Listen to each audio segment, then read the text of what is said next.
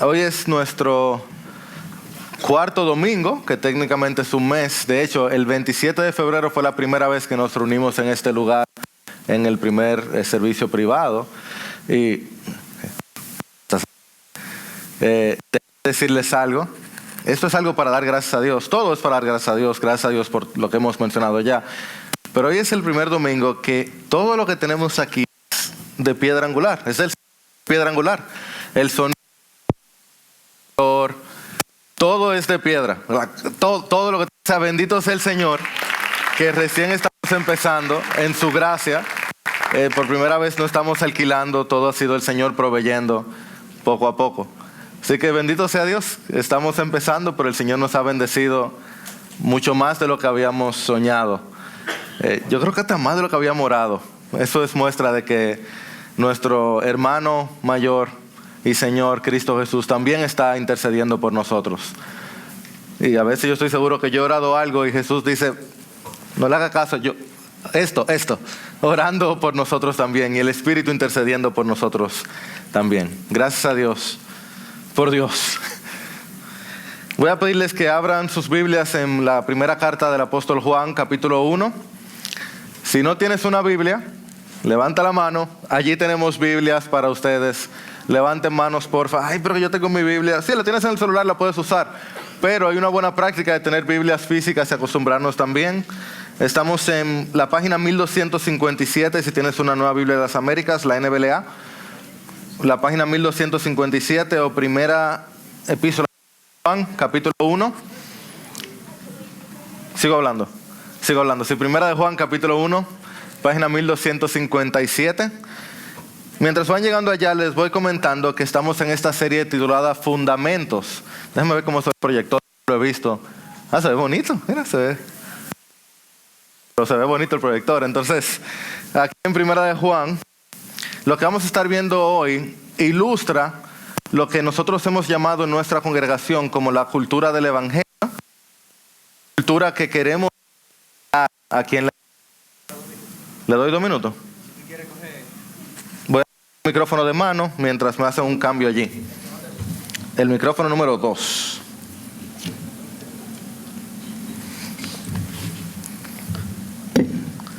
Este micrófono también es de nosotros, entonces... Estoy en el 2, wow. Entonces, este pasaje que vamos a estar viendo hoy ilustra lo que hemos llamado la cultura del Evangelio, e ilustra lo que también nosotros hemos sumarizado, resumido como el valor número 7 de piedra angular, que les leo, dice, valor número 7, medimos el crecimiento en comunión. Yo apagué aquí, sí. ¿Necesitan que encienda? No enciendo. Ok, dice, medimos el crecimiento en comunión. Ese es nuestro séptimo valor como congregación. Dice, Dios nos salvó para acercarnos a Él y acercarnos los unos a los otros. En la medida que crecemos en nuestra vida espiritual, vamos entrando en una comunión más profunda con Dios, que se evidencia en un mayor sentido de su presencia en cada área de nuestras vidas. Esa comunión con Dios se desborda en más amor y comunión con los otros hijos de Dios dentro de la iglesia. A lo que estamos apuntando es que si yo estoy creciendo, eso se ve en que yo tengo una mayor comunión vertical, y si yo tengo una mayor comunión vertical, eso se ve que tengo una mayor comunión horizontal. En la vida cristiana no hay tal cosa como llaneros solitarios del Evangelio. Y este es entonces, 1, 2, 3, este es entonces el texto que vamos a estar leyendo hoy, primera de Juan, capítulo 1, versículos 5 al 10. Y esta es la palabra de Dios.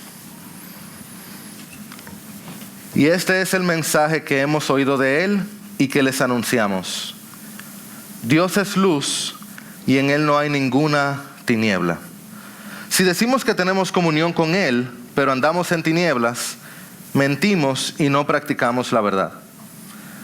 Pero si andamos en la luz como Él está en la luz, tenemos comunión los unos con los otros, y la sangre de Jesús su Hijo nos limpia de todo pecado.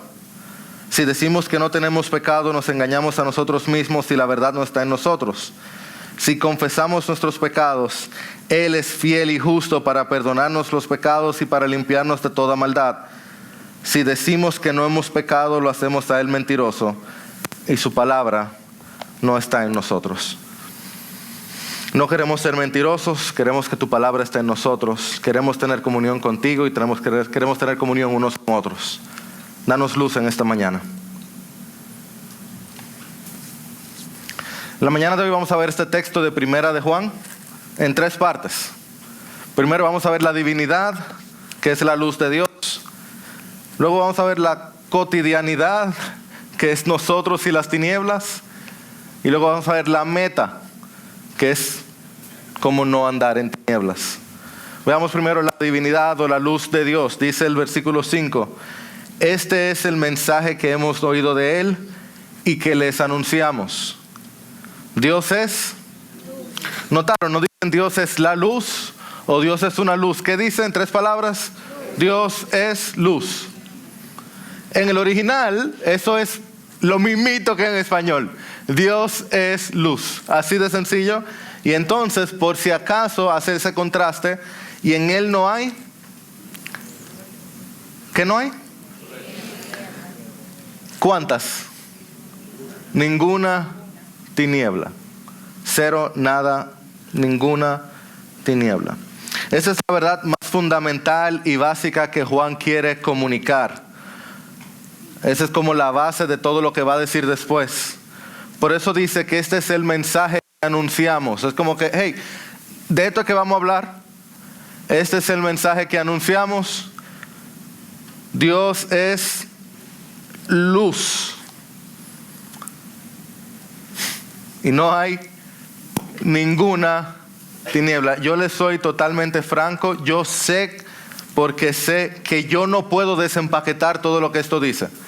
Libros y libros y libros se han escrito sobre esto por personas significativamente más sabias y santas que yo.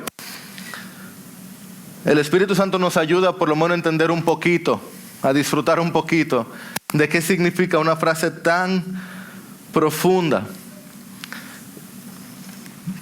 Pero sí te puedo decir, esto no es teoría.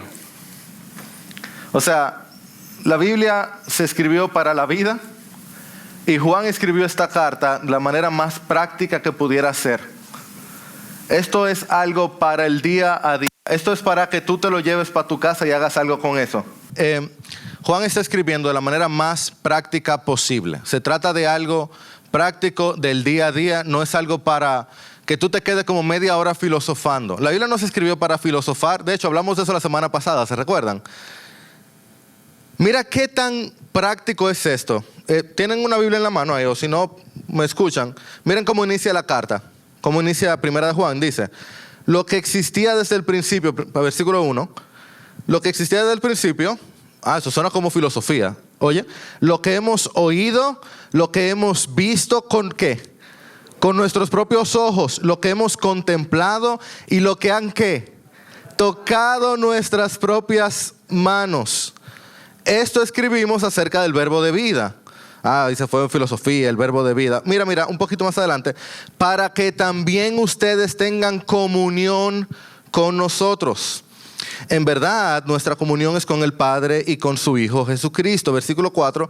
Les escribimos estas cosas para que nuestro gozo sea completo. ¿Tú quieres algo más práctico que aquí? Hey, la razón por la que te escribo todo esto es para que tengas gozo, para que tengamos gozo, para que tengas comunión con nosotros. Todo esto que te escribo acerca de Dios es para que haya gozo, comunión. Y no es teoría, yo lo vi, yo lo toqué, yo lo escuché. Versículo 5. Inmediatamente después de esto, este es el mensaje que hemos oído de Él. Dios es luz. ¿Me sigues? ¿Sigues a Juan? No es teoría, no es filosofía, no es teórico, no es imaginario, no es religioso. El gozo y la comunión de la vida de Juan y de la vida de quienes recibieron esta carta estaba inmiscuido, metido, ligado a la realidad de que Dios es luz. El gozo y la comunión de los cristianos, tuyo y mío, el gozo y la comunión de la humanidad depende de que Dios sea luz. ¿Tú te imaginas que Dios fuera oscuridad?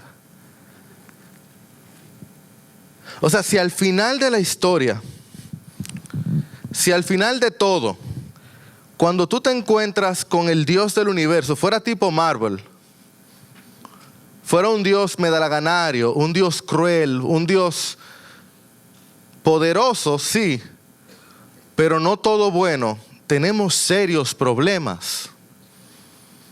Serios problemas. Si hay algún tipo de injusticia en Dios, si Dios cojea de alguna forma, si Dios hace algo malo, el universo entero está en problemas. Porque no hay quien se enfrente con Dios. O sea, de pequeño tú siempre estás esperando que haya alguien a quien tú puedas pedirle que te ayude. Tuviste un lío con tu hermano, tú vas donde el hermano más grande, tú vas donde tu papá, tú vas donde la policía, tú vas donde alguien. Pero si Dios es oscuridad o tiene algún tipo de tinieblas, ¿donde quién tú vas? ¿Me siguen? Pero Dios es luz. ¿Qué significa eso? Bueno, yo creo que la Biblia sabiamente dice, yo no te puedo explicar todo lo que Dios es, por eso nos das frases como Dios es luz o Dios es amor. Y yo creo que lo que Juan está dándonos es una imagen fácil de captar. Porque no necesitamos ser teólogos o tener doctorados para entender que la luz es buena, que la luz mejora todo a su alrededor, que la luz implica claridad, verdad, honestidad, transparencia, ¿verdad? La luz te da un sentido como que las cosas están bien, como deben de ser. Si tú le das a un niño elegir entre estar en la luz o en la oscuridad, ¿dónde va el niño? Si te lo das a ti elegir entre estar en la luz o en la oscuridad, ¿dónde vas tú? El único momento donde uno prefiere la oscuridad es cuando uno tiene algo que esconder. Cuando uno tiene algo que no quiere que los demás se enteren. Porque las tinieblas nos dan el sentido de ¿qué? Nos dan el sentido de confusión. Nos dan el sentido de temor, de algo oculto, de la mentira, de traición, de engaño. Si la luz es vida, las tinieblas son muerte. Jerónimo, el reconocido traductor de la Biblia del siglo IV, el que tradujo la Biblia al latín, lo que fue la traducción más influyente de la Biblia por 1200 años, él decía que cuando Juan dice que no hay tinieblas en la luz de Dios, él deja claro que todas las otras luces están teñidas por alguna mancha. Que solamente la luz de Dios no tiene ningún tipo de mancha.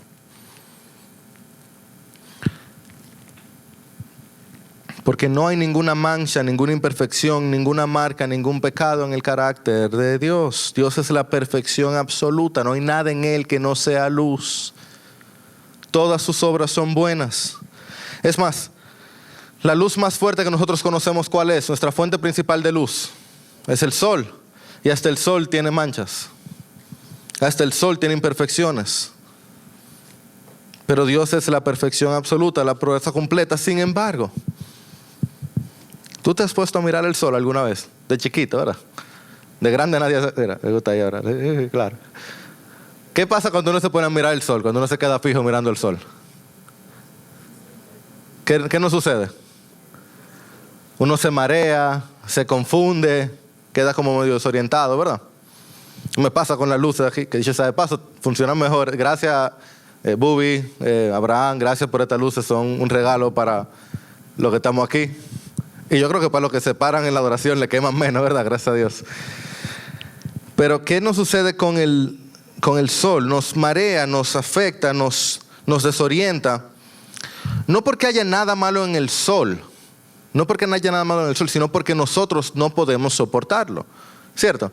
Nuestros ojos, nuestras pupilas no pueden aguantar su resplandor. A pesar de que estamos a millones de kilómetros de distancia. ¿Qué nos pasaría si miráramos de frente a la luz de Dios? ¿Cómo pudiéramos mirar de frente el resplandor de la luz de Dios? Si Dios es luz absolutamente pura, ¿cómo podemos verlo de frente? Si en Él no hay tinieblas algunas, si en Él no moran las tinieblas, si Dios no anda con tinieblas, si Dios andara con tinieblas no fuera Dios, ¿cómo pudieran las tinieblas soportar ver a Dios? Entonces, ¿cómo podemos andar con Dios? Dice el versículo 6, si decimos que tenemos comunión con Él, pero andamos en tinieblas, mentimos y no practicamos la verdad. Entonces, esta es la reacción de nuestro corazón. Ya yo entiendo, Jairo, lo que tú quieres decir. Para yo poder andar con Dios, yo necesito ser luz. Amén. Yo necesito tener un brillo tal que yo pueda soportar su luz. Amén. Yo necesito tener una vida de tal pureza, de tal perfección, que entonces yo pueda tener comunión con Dios. Porque si mi pureza es como la de Él, mi santidad va a ser como la santidad de Dios, ¿verdad que sí? Ese muchacho, sáquenmelo a comer después de él, porque toda la cosa que dije, dijo que no. Porque dice el versículo 8, si decimos que no tenemos pecado, nos engañamos a nosotros mismos y la verdad no está en nosotros. O sea, Juan sabe, Dios es luz, en Él no hay tiniebla, entonces, bueno, pues yo también soy luz. Si decimos que no tenemos pecado, nos engañamos. Versículo 10, si decimos que no hemos pecado, ok, no es que no tenemos pecado, yo he pecado. Si decimos que no hemos pecado, lo hacemos a Él mentiroso. ¿Lo vieron? Por eso que les digo que cojan la Biblia, para que lo puedan ver por pedazos. Versículo 6, andar en pecado. Versículo 8, dicen tener pecado. Versículo 10, hacer pecado. Las tres cosas las hacemos. A veces andamos en pecado, a veces tenemos pecado, siempre. A veces hacemos pecado. Entonces, aquí pasamos a la segunda parte. Dios es luz, bien.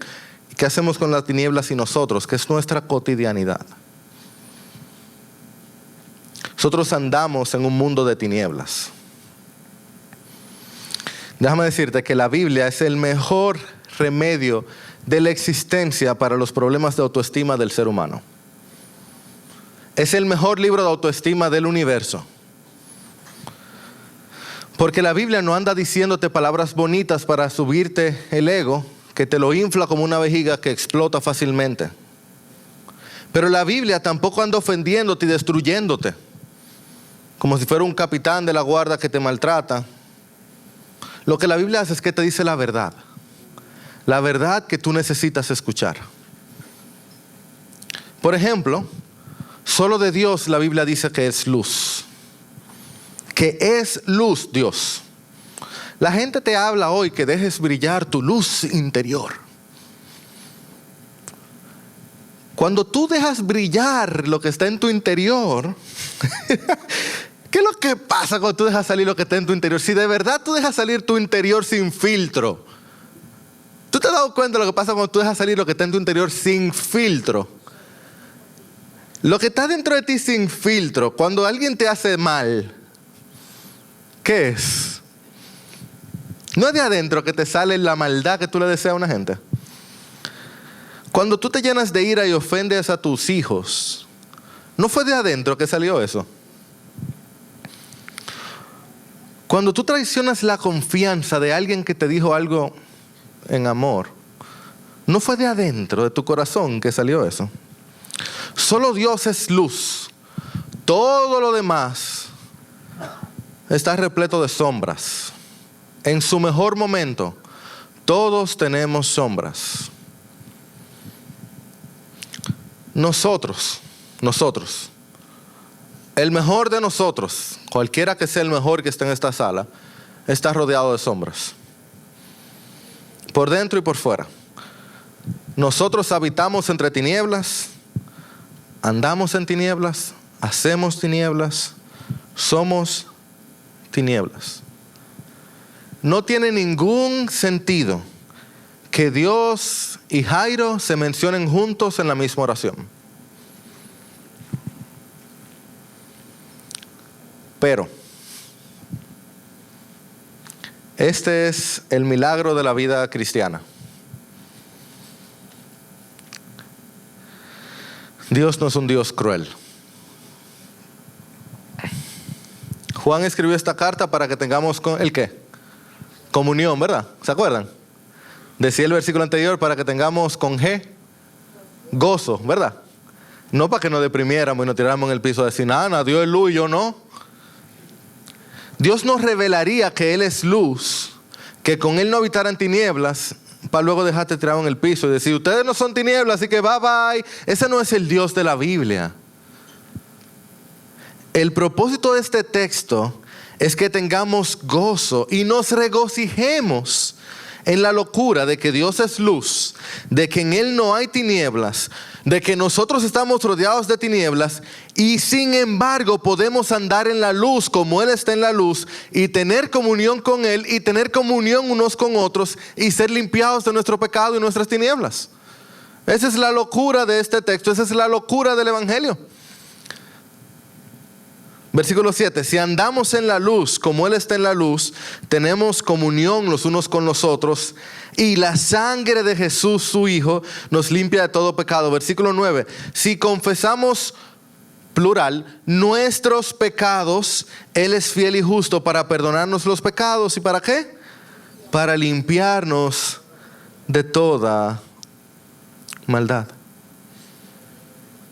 Su sangre es poderosa para limpiarnos de toda maldad. Porque cuando nosotros reconocemos nuestro pecado, cuando nosotros recibimos el perdón que Cristo nos ofrece, entramos en una relación con Dios para siempre. Por el sacrificio de Cristo, del cual cantamos, del cual hemos hablado, del cual vamos a hablar domingo tras domingo tras domingo aquí desde este púlpito, y cuando estemos en otro lugar que el púlpito sea quizás diferente, desde ese otro púlpito hablaremos otro domingo. Y si no te gusta, qué pena, porque lo necesitas escuchar más, yo también. Domingo, tras lunes, martes y miércoles. Por el sacrificio de Cristo, Dios nos perdona por completo nuestro pecado, nos limpia nuestra maldad. Y ahora entramos a su presencia, santos, puros, vestidos con las ropas de Jesús.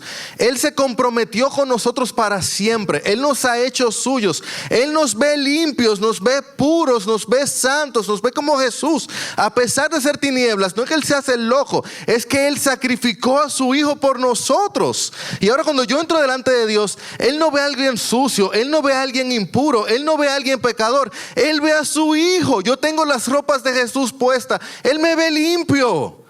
Yo estoy limpio delante de Dios por Cristo Jesús.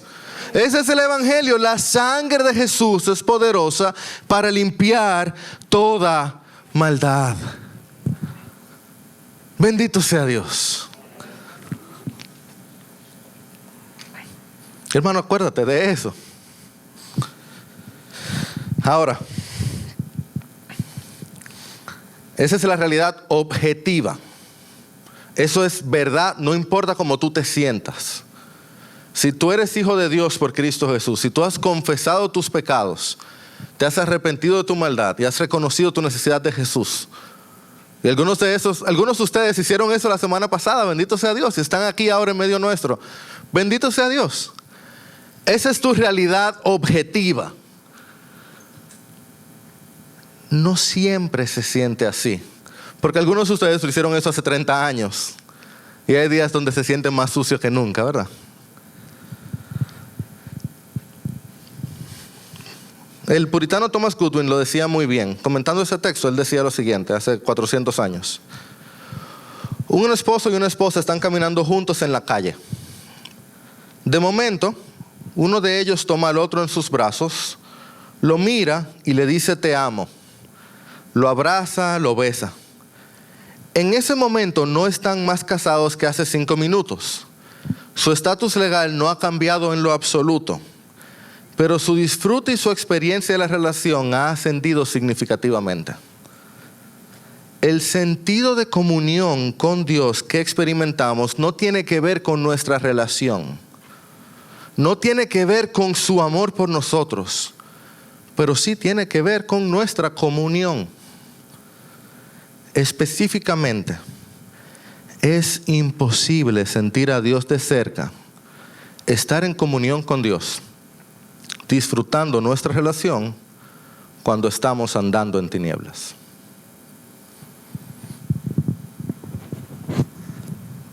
Espera, ya se me dio calor.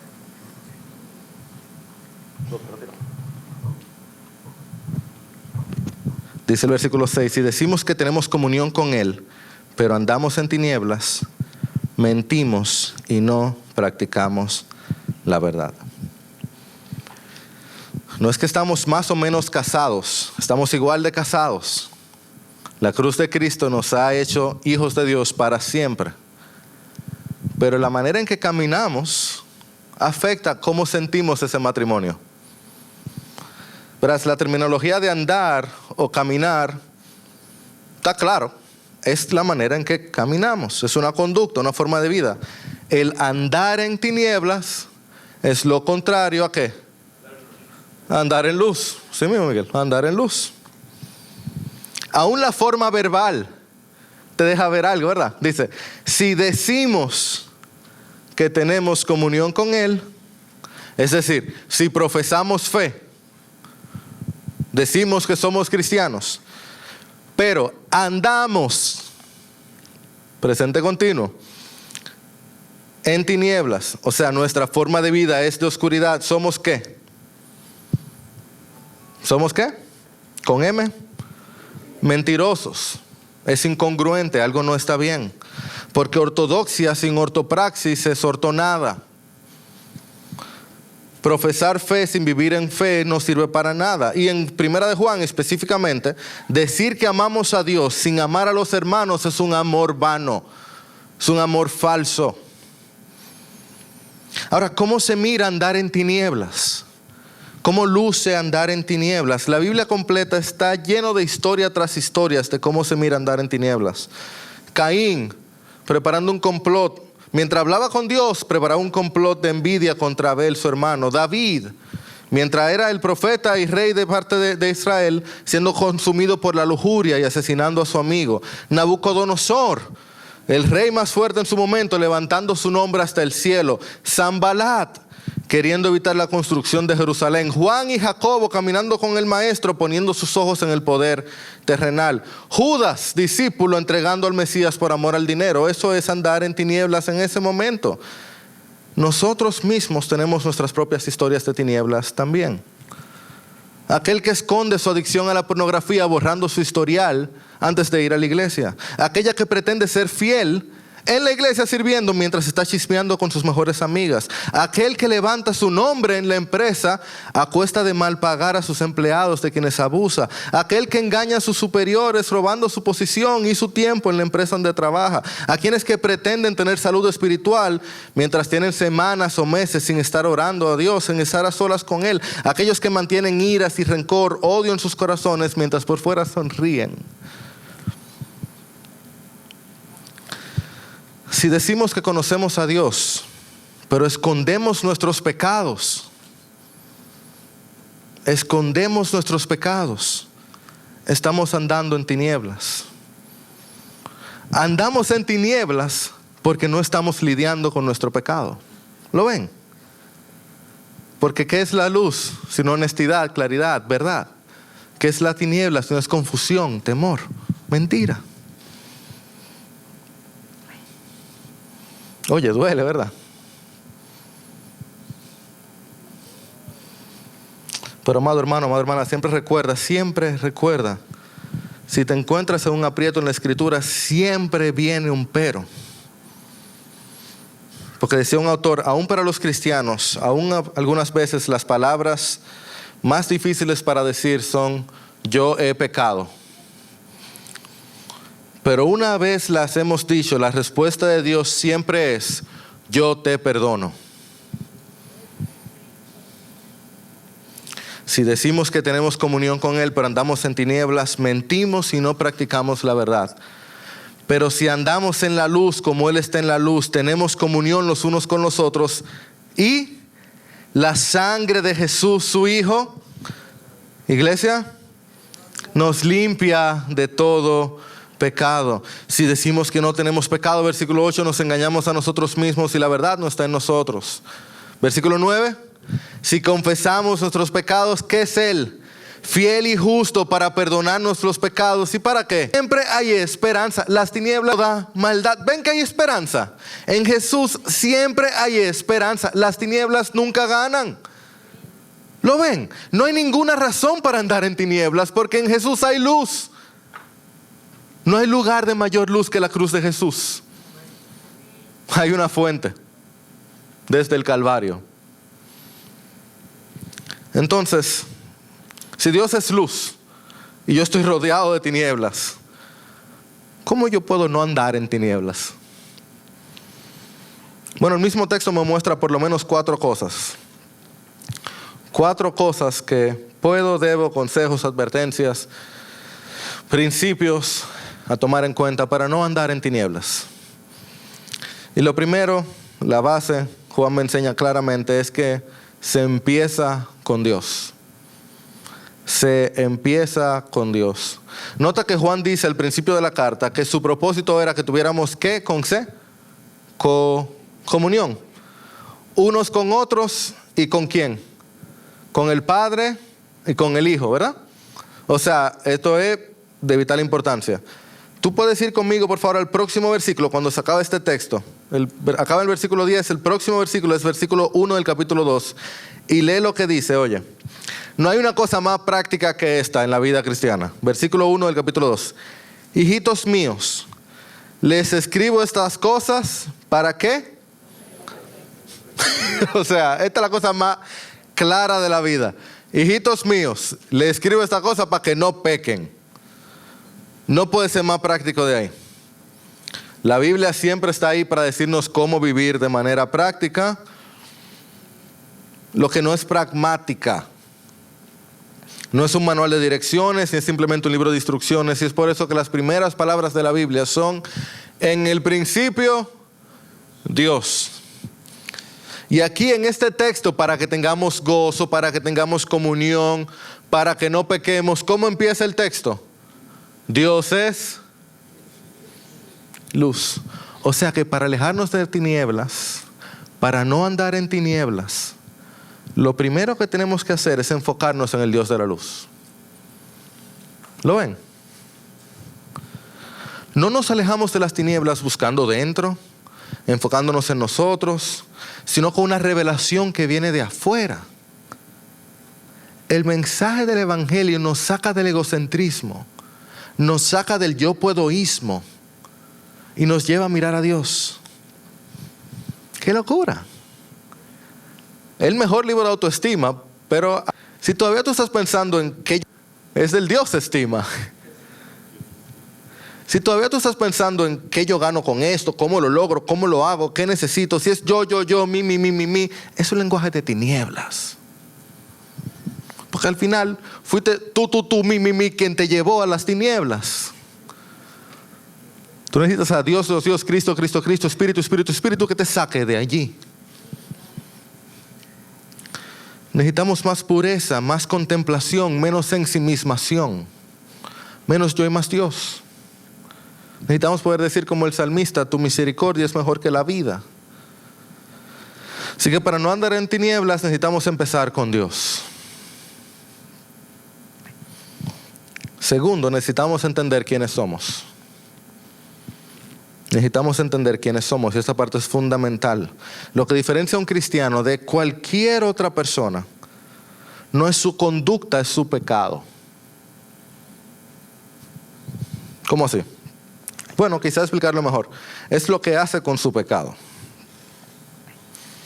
Si tú no quieres andar en tinieblas, tú tienes que reconocer que el pecado no es algo externo a ti. No es un problema afuera, es un problema adentro. Yo lo mencioné ahorita. En el versículo 6 se habla de hacer pecado. Habla de tener pecados. En el versículo 10 se habla de hacer pecado. Es como que el autor, el apóstol, está hablando de que el pecado está dándote la vuelta, está morando dentro de ti y tú estás haciéndolo también. El pecado está demasiado entremetido en nosotros.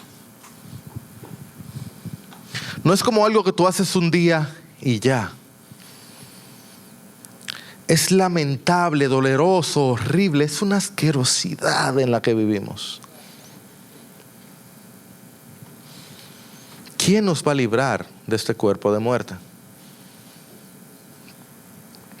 El cristiano reconoce eso. El cristiano entiende eso. El que quiere librarse de las tinieblas tiene que entender eso, porque si no lo va a ver como algo que puede resolver en sus propias fuerzas, o como algo que no es un problema tan grave. No le pasa paño tibio. No pretende que las tinieblas son algo que hacen en las cárceles o allá en otro país muy oscuro. Porque hasta que el pecado no sepa amargo, la cruz no va a saber dulce. Miserable de mí, ¿quién me va a librar de ese cuerpo de muerte? Gracias doy a Dios por Cristo Jesús, decía, devastado por su pecado. Entonces, el moralista se siente devastado por su pecado, sorprendido cuando falla. Dice, yo no me lo creo, y por eso corre de Dios, corre de los demás, esconde sus faltas porque él no puede creer que él haya pecado. El que está en la luz se siente arrepentido de su pecado, sorprendido por el amor de Dios, corre a Jesús y corre a los demás cuando comete sus faltas, arrepentido por sus faltas. ¿Tú ves la diferencia? Si en tus fuerzas tú lo escondes, si en las de Jesús tú lo traes a la luz y lo confiesas. Entonces, primero tú vas donde Dios. Segundo, tú reconoces, ese eres tú. Y eso te lleva, o nos lleva a lo tercero, que es que necesitamos mirar a la cruz. Para no andar en tinieblas, necesitamos mirar a la cruz. Dice el versículo 7 que la sangre de Jesús nos limpia ¿de qué? De todo pecado. Mira, si no fuera por la cruz, nadie quisiera ver a Dios. Es por eso que en Apocalipsis, cuando se habla de la ira de Dios, hay millones de personas que están corriendo de la mirada de Dios. O Isaías, el gran profeta, el hombre más santo de la tierra en su momento, y es por eso que el pueblo, en Isaías 6, es lo que grita, ay de mí. Y es por eso que el pueblo de Israel, cuando Moisés baja después de tener un encuentro con Dios, dice, tápate. Y ellos no querían subir a ver a Dios. Cuando uno dice que quiere ver a Dios, eso es después de la cruz que uno puede decir eso. Porque si el sol marea, ¿qué tú crees que haría la luz pura y sin filtro del Dios Santo? Fuera literal, absoluta, completamente insoportable si no fuera por el filtro de la cruz de Cristo. Es la sangre del Hijo lo que nos permite encontrarnos delante de la luz de Dios, sucios como somos, y seguir en comunión con Dios y tener verdadero gozo. ¿Tú crees que tú has ido a una cena donde te sientes fuera de lugar? Dices como, oye, pero esta gente son muy guau. Y tú no entiendes lo que es la comunión de la Trinidad. Yo tampoco. Tener comunión con Dios. ¿Y con qué fuerza? ¿Y de qué manera? La cruz de Cristo. Por eso es que Dios, siempre que daba una visión de su santidad, mostraba su gracia.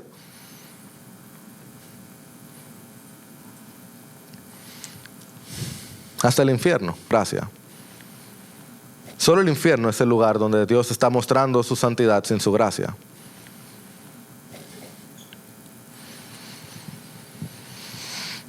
Al yo mirar la cruz, entonces, yo veo a Dios de amor perdonando mis faltas. Yo siento su amor derramado por mí. Y entonces, amado, yo puedo pensar, y de verdad, yo voy a volver a pecar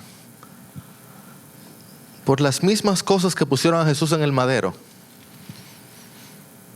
Yo voy a volver a hacer eso que Dios ya me perdonó. Nadie me ha amado como Jesús. Y yo voy a volver a hacer eso.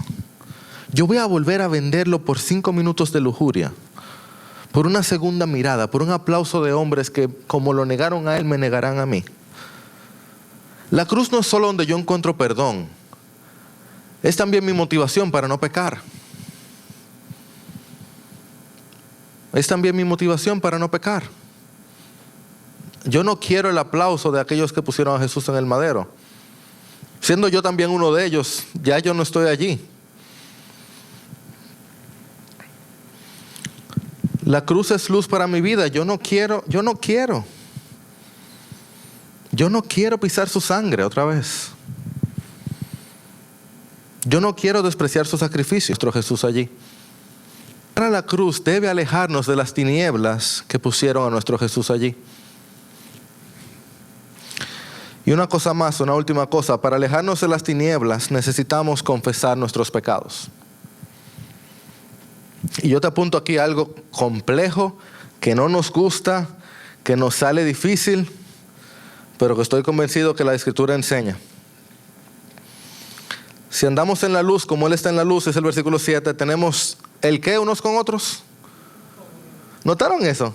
Si andamos en la luz, tenemos comunión con Dios. Eso es lo que dice inmediatamente. Dice, tenemos comunión unos con otros y la sangre de Jesús nos limpia de todo pecado. O sea que hay algo horizontal que ocurre cuando andamos en la luz.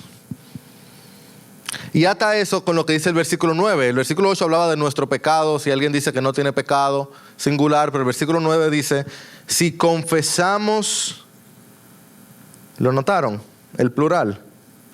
Nuestros pecados. Porque el pecado, a pesar de lo que uno hace, no se confiesa en lo abstracto. El pecado se confiesa de manera específica. Son pecados los que uno comete, ¿no es cierto? No se confiesa al aire y no se confiesa en lo abstracto. Por lo menos yo. El pecado no se confiesa al aire y no se confiesa en lo abstracto. Este pasaje nos está llamando, el 7 y el 9, a una cultura de transparencia, una cultura de honestidad, una cultura de luz, una cultura del Evangelio. Una cultura donde vamos donde Dios, quien es la luz. Le decimos quién somos, cómo hemos estado, cómo estamos viviendo. Confesamos nuestra falta, nuestro pecado, nuestros pecados y no nos escondemos en las tinieblas.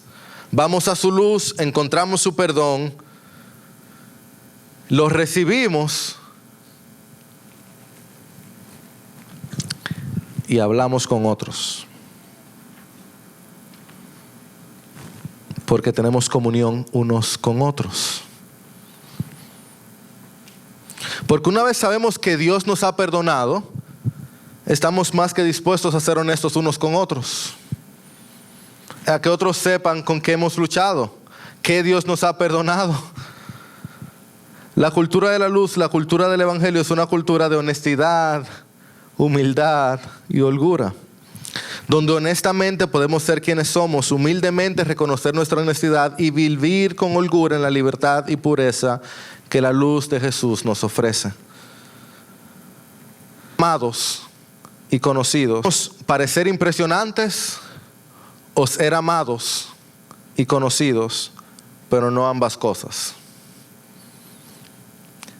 Si queremos andar en la luz, tenemos que ser conocidos por nuestros hermanos. Alguien tiene que saber con lo que estamos luchando, lo que Dios nos ha perdonado, para poder tener comunión unos con otros y andar verdaderamente en la luz. Así que porque Dios es luz, porque Jesús es la luz del mundo, porque Él dio su sangre en la cruz, no tenemos que escondernos de Dios, no tenemos que escondernos unos de otros, sino que podemos tener verdaderamente comunión con Dios y unos con otros. Vamos a orar.